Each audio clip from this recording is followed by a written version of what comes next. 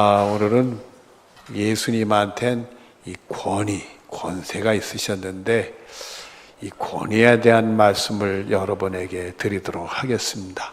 그래서 예수님의 권위가 우리의 관계가 어떤 것인가 찾아보면서 서로 은혜를 나누려고 하는데, 먼저 예수님의 권위는 어디서 왔는가? 여러분들, 예수님의 권세는 어디서부터 온 것 같아요? 여러분 잘 아시죠? 마태복음 28장 18절에 보면은 예수께서 말씀하시되 하늘과 땅의 모든 권세를 내게 주셨으니, 하나님이 우리 예수님에게 하늘과 땅의 모든 권세를 주셨다, 이렇게 말씀을 하셨어요. 그래서 우리들은 이 예수님의 권세는 하나님께로부터 온 거다, 이렇게 마음으로 정리했고 또 믿음으로 받아들일 수 있는 은혜가 우리의 모든 것이 되어지기를 바랍니다. 또 요한복음 5장 23절 앞에 보면은 이는 모든 사람으로 아버지를 공경한 것 같이, 하나님 아버지를 공경하는 것 같이, 여러분들은 하나님 아버지를 공경하시잖아요. 그와 같이 아들을 공경하게 하려 하십니다. 우리 예수님도 공경해야 된다. 우리 예수님의 권위는 하나님으로부터 왔으니까 우리들도 하나님을 공경한 것처럼 예수님을 공경해야 된다. 누가복음 5장 37절 38절 말씀을 보면 이런 말씀이 나옵니다. 새 포도주를 낡은 가죽 부대에 넣는 자가 없나니 만일 그렇게 하면 새 포도주가 부대를 터뜨려 포도주가 쏟아지고 부대도 못 쓰게 되리라. 새 포도주는 새 부대에 넣어야 할 것이니라, 이렇게 말씀했어요. 여러분들이 익히 듣는 말씀인데, 이스라엘의 그 환경은 우리하고 좀 다릅니다.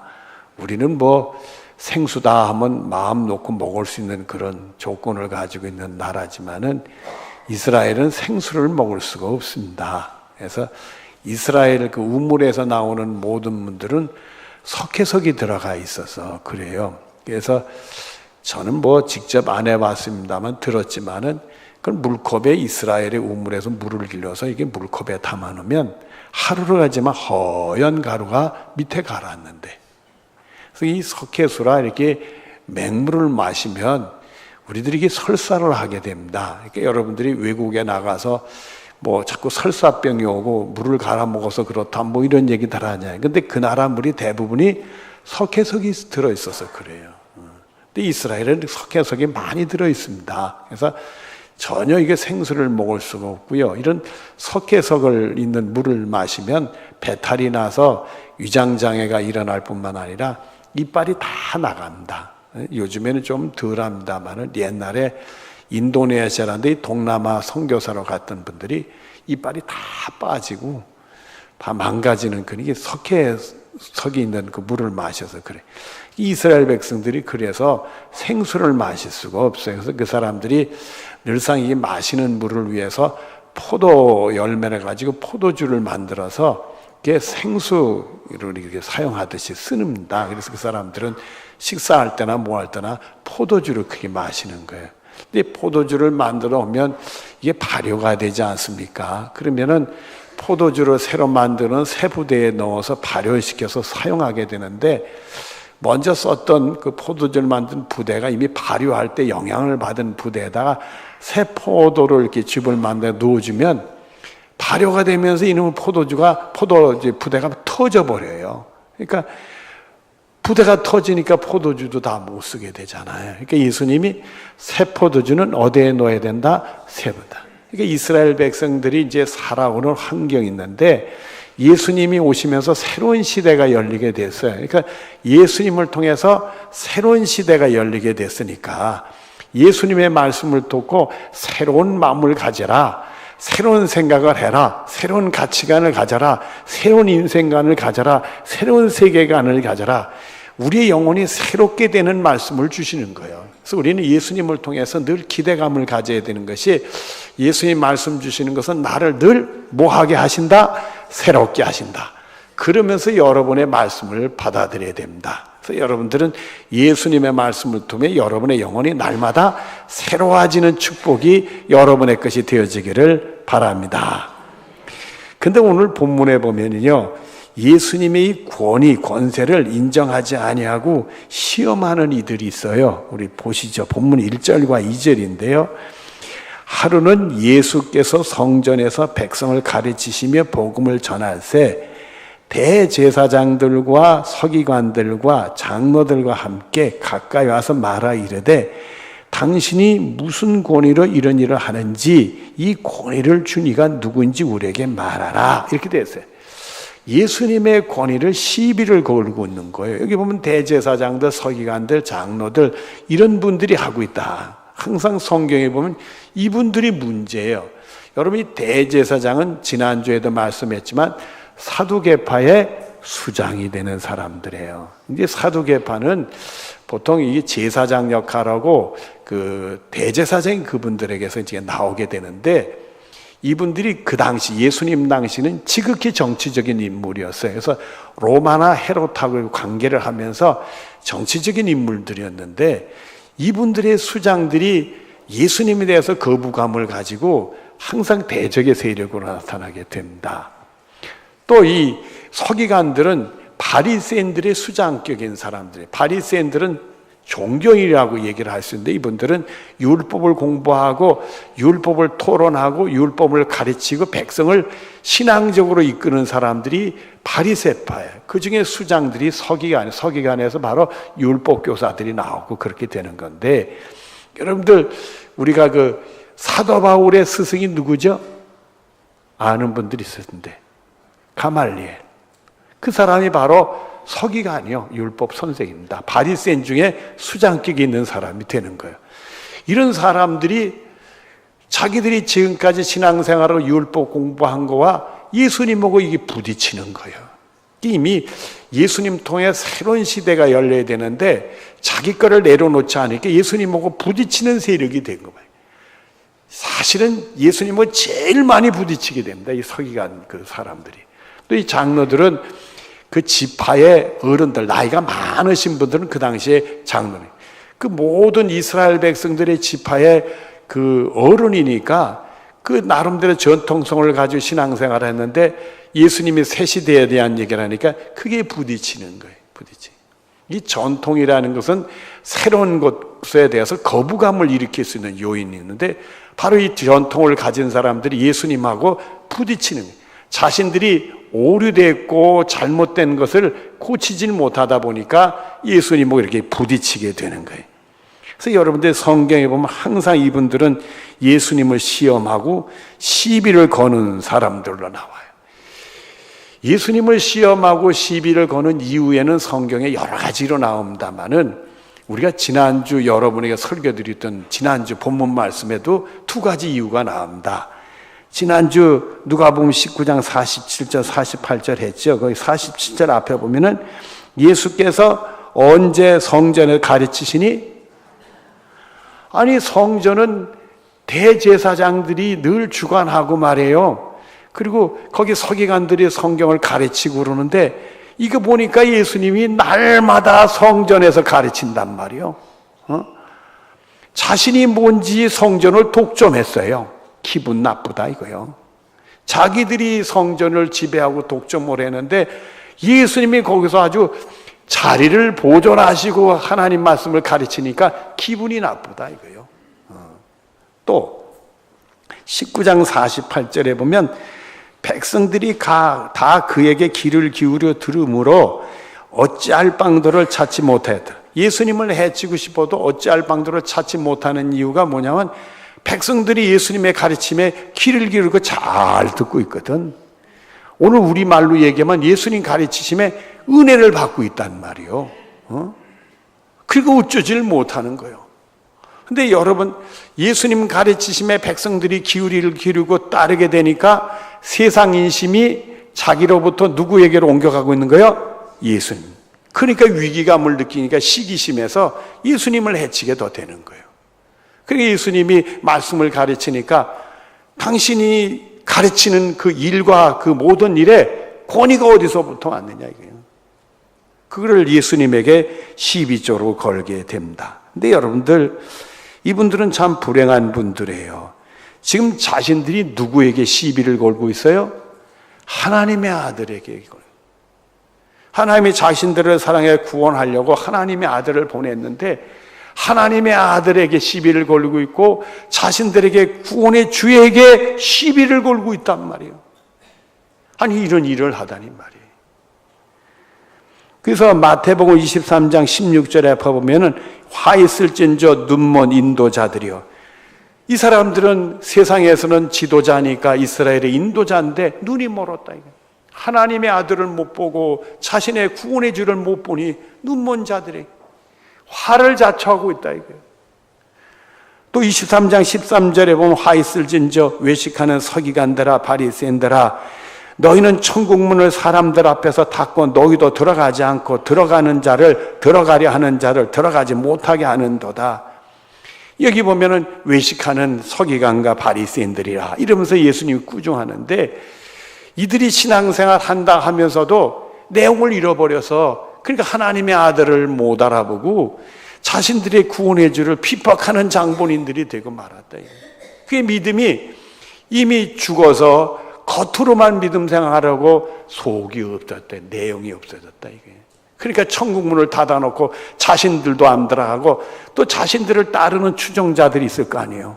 그 사람들조차도 못 돌아가게 한다 이게. 본문 3절 4절을 보겠습니다. 대답하여 이르시되 권위에 대해서 질문하는 그 이스라엘의 바리새인들 또 대사장들 또 장로들에게 대답하는 말씀입니다. 나도 한 말을 너에게 물으리니 내게 말하라. 요한의 세례 요한의 세례지가 하늘로부터냐 사람으로부터냐. 요한이 세례를 부르는 권세가 있었는데 이게 하늘로부터냐 아니면 사람으로부터 왔느냐고 질문을 던져요. 그러니까 여러분들은 요한의 세례가 하늘로부터 온 거예요? 사람으로부터 와요? 잘 아시네요. 그걸 예수님이 질문해. 그 여러분 하늘로부터요 이렇게 선뜻 대답하면 될 거 아니겠어요? 그런데 그 속에서 예수님은 질문을 던지는 의도가 있어요. 자신들이 하늘로부터라고 대답을 해야 되는데 못하고 있는 그거를 이렇게 질문을 던지고 있다. 그러면 세례 요한은 어떤 사람이냐? 누가복음 3장 3절과 4절에 보면은 요한이 요단강 부근 각처에 와서 죄 사함을 받게 하는 회개의 세례를 전파하니 선지자 이사야의 책에 쓴 바 광야에 외치는 소리가 있어 이르되 너희는 주의 길을 준비하라. 주는 누구겠죠? 예수님. 예수님의 길을 준비하라. 그의 오실 길을 곧게 하라. 결국 세례 요한이 하는 것은 백성들에게 예수님이 오시면 영접할 준비를 해라. 영접하는 자는 하나님의 자녀가 되는 권세를 얻게 돼서 구원받게 되니까 예수님을 받아들일 준비하라고 외친 사람이 세례 요한이에요. 또 누가복음 3장 16절 뒤로 27절에 보면은 나보다 능력이 많은 신이가 오시나니 나는 그의 신발끈을 풀기도 감당하지 못하겠노라. 그는 성령과 불로 너에게 세례를 베푸실 것이요. 예수님은 성령과 불로 세례를 베푸니까 성령과 불로 말미암아 우리가 거듭나잖아요. 거듭나서 구원받는 사람이 되잖아요. 세례는 회개하라고 외치며 회개의 세례를 물세례를 베풀었지만 예수님은 성령과 불로 거듭나서 예수 믿고 구원받는 사람으로 세례를 베푸는 성령 세례를 베푸는 사람으로 오신다는 거예요. 그리고 계속되는 말씀을 보면 손에 키를 들고 자기 타작마당을 정하게 하사 알곡을 모아 곳간에 들이고 쭉장이니 꺼져가는 불에 태우시리라 이렇게 돼. 꺼져가지 않는 불에 태우시. 이 말씀은 결국 심판의 권세를 가지고 오신다. 그래서 예수 믿고 성령 받아서 구원받는 사람과 예수님을 거절하는 사람은 심판하러 예수님이 오신다고 해서 예수님이 오신 그 목적을 선포하는 사람이 세례 요한이었다. 그 세례 요한의 권세가 하늘로부터냐 사람으로부터냐 그렇게 질문을 던졌어요. 그랬더니 본문 5절부터 7절을 보세요. 그들이 서로 의논하여 이르되 의논을 했어요. 만인 하늘로부터라 하면 어찌하여 그를 믿지 아니하느냐 할 것이요. 자신들은 안 믿으니까. 근데 세상 사람들은 다 하늘로부터라고 하니까. 그러니까 하늘로부터냐 하면 너 왜 안 믿냐? 그건 또 곤란하거든. 자신들은 안 믿으니까. 그다음 만일 사람으로부터라 하면 백성이 요한을 선지자로 인정하니 요한이 하늘로부터 그런 권세를 가져가는 걸 인정하고 있으니까 사람으로부터라 하면은 그 다음에 그들이 다 우리를 돌로 칠까 칠 것이라 하고 대답하되 어디로부터 온지 알지 못하노라 하니 이렇게 이럴 수도 없고 저럴 수도 없으니까 모르겠다. 명색이 이스라엘의 지도자요. 누구보다도 으뜸이요 대제사장들이여 서기가 우리는 모르겠다. 하늘로부터 온 거를 모르겠다고 얘기하는 사람들이 되어지고 말았어요. 근데 여러분들 우리가 이런 것들 보면 이분들이 명색이 하나님을 믿는 사람이라 하면서도 믿음을 잃어버리니까 진리에서 떠난 사람들이 되니까 예수님을 못 알아보고 자신들의 구원의 줄을 못 알아보니까 이런 일을 저지르고 있구나 이게. 근데 이런 사람들에게 나타나는 증세가 있어요. 이 사람들이 이 말씀을 가만히 보면 사람을 두려워하고 하나님을 두려워하지 않는다는 느낌이 있어요. 하나님을 두려워한다면 당연히 하늘로부터라고 얘기해야 되니까 사람을 두려워하니까 이러지도 못하지 그런 대답을 한다 이게. 그 여러분들은 사람을 두려워해야 돼요? 하나님을 두려워해야 돼요? 잘 알잖아요. 이 양반들은 이스라엘의 지도자고 누구보다도 하나님을 오래 믿고 전통적인 사람이고 율법을 공부했다면서 그거를 모르는 거예요. 이게 눈이 감기니까 못 알아보는 거예요. 히브리서 13장 6절에 보면 그러므로 우리가 담대히 말하되 주는 나를 돕는 이시니 내가 무서워 아니하겠노라. 사람이 내게 어찌하리 하노라. 우리들은 하나님이 우리의 편이 돼서 도와주시니까 사람은 무서울 것이 없다. 이런 고백을 하는 거예요. 여러분들은 사람을 무서워하지 말고 하나님을 두려워하는 경외심을 갖는 여러분들 되어지기를 바랍니다.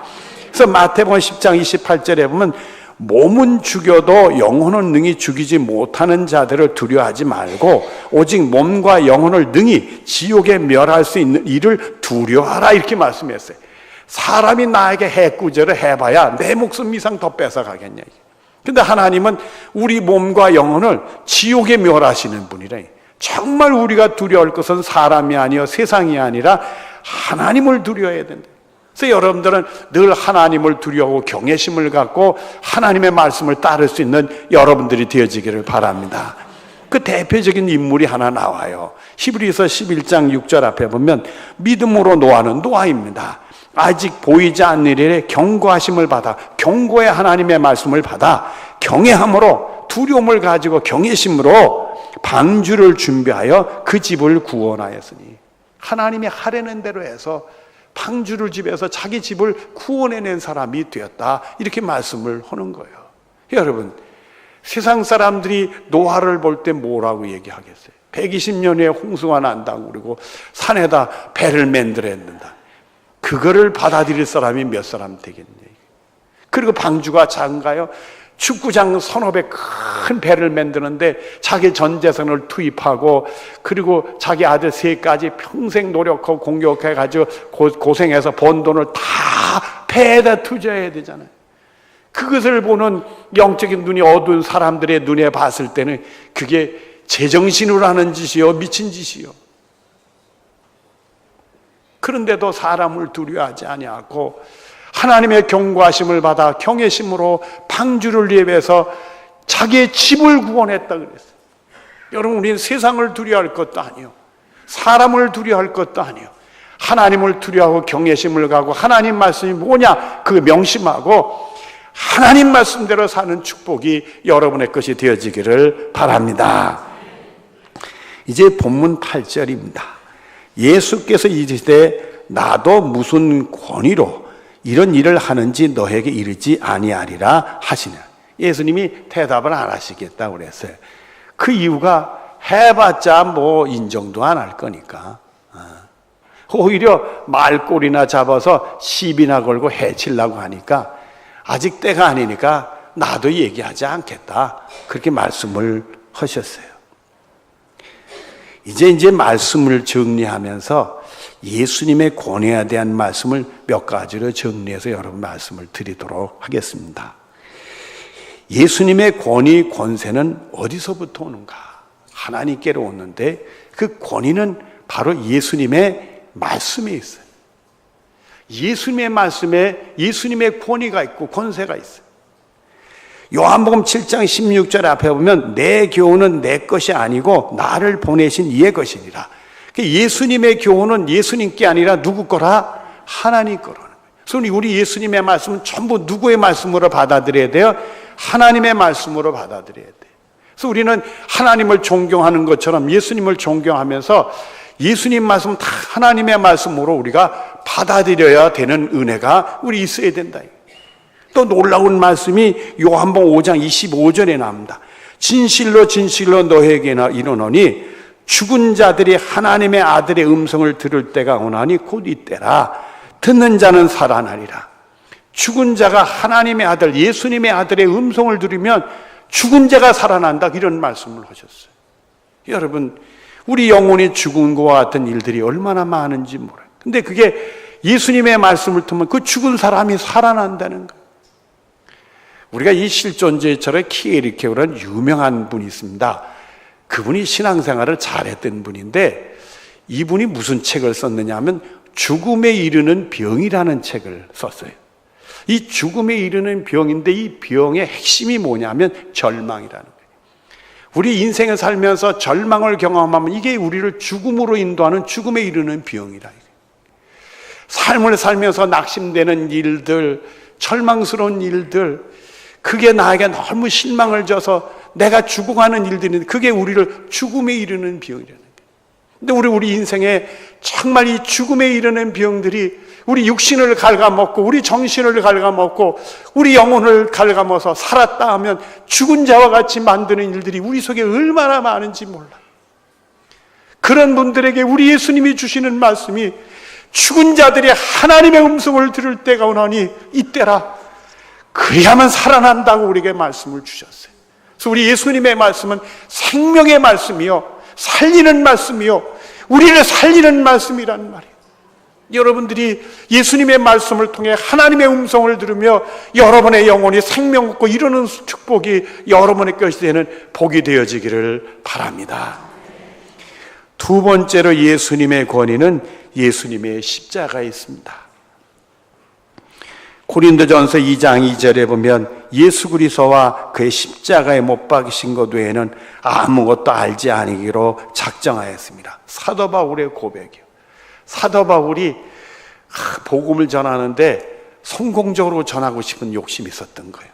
그래서 어떻게 논리적으로 말을 잘할 것인가, 그리고 그 사람들이 잘 이해할 수 있는 듣는 그 사람들의 상황을 위해서 가장 적절한 얘기를 할 건가, 그걸 쥐어 짜내가지고 연구를 해서 했는데 보기 좋게 실패를 했어요. 영혼을 구원하는 게 내가 말을 잘해서 구원하는 게 아니구나. 하나님의 능력으로 구원하는 거구나. 하나님이 오시는 거지 내게 하는 게 아니구나. 이걸 뼈저리게 느끼고 나는 예수 그리스도와 그의 십자가에 못 박힌 것 외에는 알지 아니하기로 작정했다. 그렇게 고백을 했어요. 여러분, 고린도전서 1장 18절에 보면 십자가의 도가 멸망하는 자들에게 미련한 것이지만 구원 얻는 우리들에게는 하나님의 능력이라고 이렇게 말씀했어요. 구원 얻는 우리들에게는 하나님의 능력이 나타나는 게 예수님의 십자가에 있다는 말이에요. 여러분, 예수님의 십자가의 능력이 우리에게 임하면 내가 약할 때 강해지는 은혜를 경험할 수 있는 거예요. 내가 어리석은 자지만은 지혜롭다는 사람을 부끄럽게 만드는 역사가 나타나고, 내가 약하다 하지만 강하다는 자를 부끄럽게 하는 놀라운 일들이 우리 통해서 나타난다는 게, 그 십자가의 도에는 하나님의 능력이 나타나기 때문에 그렇다는 거예요. 여러분들이 그 예수님의 십자가로 말미암아 하나님의 구원에 이르는 능력이 나타나는 축복이 여러분의 것이 되어지기를 바랍니다. 세 번째로 예수님의 권위는 그의 성품과 인격에 있습니다. 마태복음 11장 29절 앞에 보면 나는 마음이 온유하고 겸손하니 나의 멍에를 메고 내게 배우라. 그리하면 너의 마음이 쉼을 얻으리니. 이렇게 했어요. 여러분, 예수님은 온유하시다 그렇게 말씀을 하셨어요. 우리들이 이렇게 일반적으로 생각하면 우리를 속상하게 하고 그냥 우리를 막 화나게 하면 우리 마음이 싸나워질까요? 부드러워질까? 싸나워지죠. 우리가 하나님 보시기에 하나님 마음을 편안하게 하고 기쁘게 하고 속상하지 않게 하고 이렇게 합니까? 아니면 하나님을 화나게 할까요? 그런데도 예수님은 온유하시대. 예수님은 하나님의 아들인데 겸손하고 말고 할 게 뭐가 있겠어요? 근데 예수님은 겸손하대. 마태복음 20장 28절에 보면 인자 온 것은 섬김을 받으려 하니라 섬기려 하고 많은 사람의 대속제물로 오셨다 이렇게 말씀을 하셨어요. 예수님은 우리 같은 죄인들을 구원하시려고 섬김을 받을 만한 하나님의 아들인데 오히려 섬기려 하고 우리 같은 죄인들을 구원하려고 우리가 받아야 될 형벌을 대신 예수님이 십자가 짊어지시고 우리의 대속제물이 돼서 우리를 구원하시려고 했다. 이게. 그리고 우리에게 주시는 말씀이 나의 멍에를 메고 내게 배우라. 예수님의 멍에는 뭡니까? 십자가잖아요. 그 십자가 정신을 붙들고 배우라. 그러면 너희 마음이 쉼을 얻으리. 여러분, 예수님의 십자가를 통해 배우면 신비로운 게 와요. 그 평화를 할 수 없는데 마음이 편안해져. 도저히 이 근심과 이 무거운 짐을 벗어버릴 수 없는데도 마음이 평안해. 주님 주신 믿음으로 다 맡겨졌으니까. 내 생명 주님께 다 맡겨졌으니까. 내 인생의 모든 것 다 주님께 맡겼으니까. 내 가정의 모든 게 다 주님께 맡겼으니까. 그 예수님의 십자가 붙드는 순간 예수님 나를 위해 돌아가신 그 은혜를 생각하는 순간 내 마음에 평강이 찾아오고 그리고 그 영혼은 주님께 붙들림 받아서 하늘나라에서 영원한 안식을 누리는 복이 있게 될 줄로 믿습니다. 여러분 오늘 말씀을 통해서 예수님의 권위는 누구를 위한 거예요? 전부 우리를 위한 거예요. 우리가 하나님의 말씀을 들으면은 그 예수님의 말씀을 통해서 우리 죽었던 영혼이 소생되는 축복이 있게 될 줄로 믿습니다. 예수님의 말씀은 생명의 말씀이요 살리는 말씀이에요. 예수님의 십자가의 도에는 그 십자가를 붙드는 순간 하나님의 능력이 우리에게 임하는 복이 있게 될 줄로 믿습니다. 그리고 세상에 내가 높아지려고 하고 그걸 이겨보려고 내가 강팍한 마음 갖고 이리 부딪히고 저리 부딪히고 좆뜯고 뜯김을 받고 난리 번거지를 놓지만은 그 예수님처럼 온유하고 겸손하고 섬김 받으려고 하지 아니하고 섬기고 다른 사람을 위해서 예수님처럼 희생할 줄 안다면 예수님의 십자가를 통해 주어지는 평강이 우리에게 찾아 신비로운 도저히 평강. 내가 주는 평안은 세상이 주는 것하고 다르다. 도저히 평화로울 수 없대. 마음이 편안해. 그리고 우리는 영원한 안식으로 인도함 받게 될 줄로 믿습니다. 기도하겠습니다. 사랑이 많으신 하나님, 사랑하는 성도들, 예수님의 말씀을 통해 죽었던 영혼들의 생명 얻고 일어나기를 원합니다. 예수님의 십자가를 통해 구원하시는 하나님의 능력을 경험하기를 원합니다. 예수님의 성품과 인격을 통해서 우리 갈 길을 밝히 보게 하시고 예수님의 십자가를 붙들고 배울 수 있도록 해주시길 원합니다. 평강 얻게 하시고 믿음으로 세상을 이기다가 영원한 평강에 들어갈 수 있도록 복을 내려 주시옵소서. 감사하고 예수님의 이름으로 기도드리옵나이다. 아멘.